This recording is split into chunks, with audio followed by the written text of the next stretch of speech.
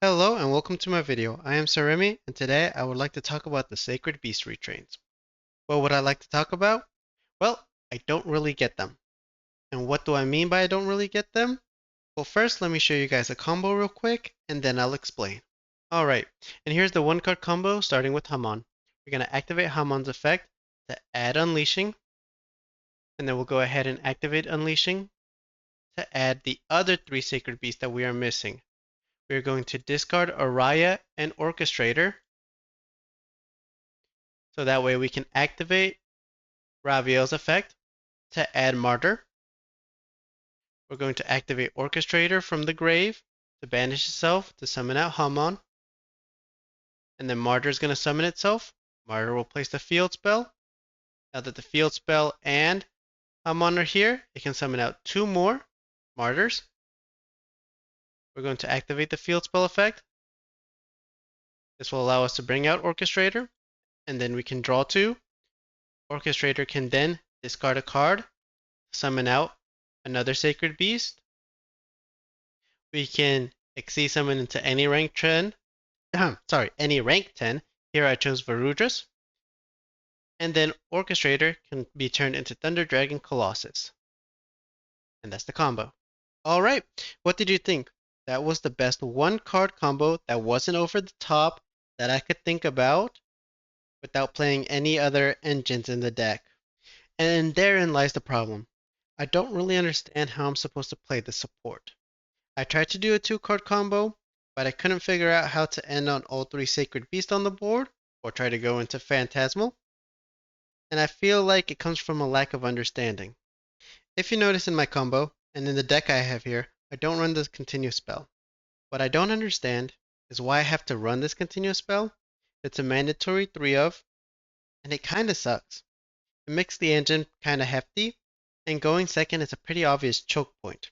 The deck already requires discarding, so if the continuous spell gets destroyed when you activate its effect, you are now pretty behind. But if I don't play it, I can't end on all 3 Sacred Beasts or go into Phatasmal. You can use another engine to help out, but the continuous spell makes the engine pretty hefty, so it makes it pretty hard to run another engine and still run a comfortable amount of non-engine.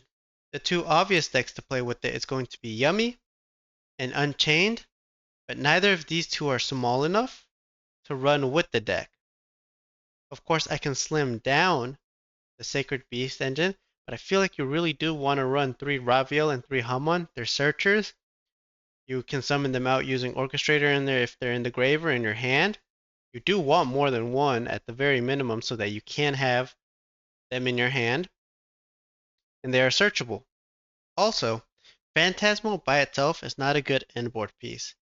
Even if I were to figure out a way to end on that monster, it would require at the bare minimum 5 summons. I don't think there's any way to get all 3 Sacred Beasts out and then immediately fuse into Phatasmal to make it 4 summons. So I'm very susceptible to Nibiru, and while this is a good card by itself, it is simply not enough. I really wish the deck had a way to contact fuse from the grave, since all 3 of the main Sacred Beasts have effects to discard, so getting them in the grave is pretty easy. The other option is to run this deck as a rank 10 engine.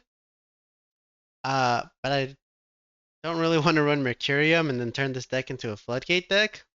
There are other good rank 10 options like Super Dreadnought and Varudras, but I just don't think there's enough options to run this as just a rank 10 deck. Now, what I did discover that I do like is just playing Phatasmal by himself. I really like the idea of playing 1 to 2 Phatasmal, 3 Saint Azamina, 3 Heavy Polymerization, and 3 Super Polymerization.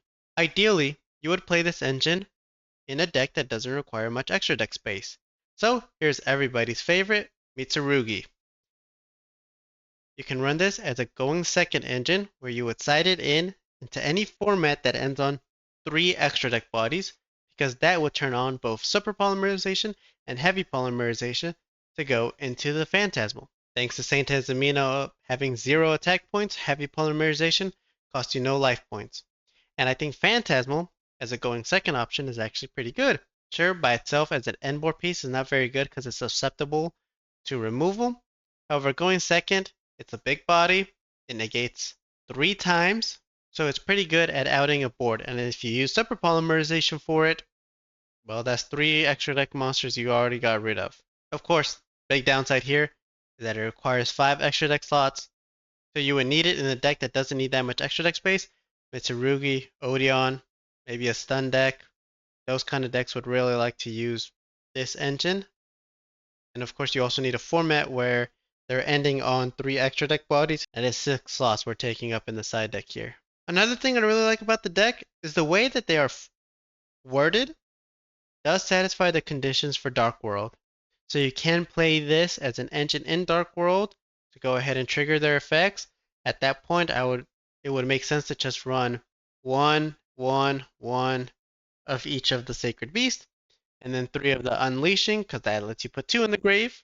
And yeah, that's all I wanted to say. Hopefully you guys, if anyone's watching this and wants to comment, maybe I'm misunderstanding, or maybe the engine isn't as big as I think it is. But thank you guys for watching, and I hope you guys have a good one.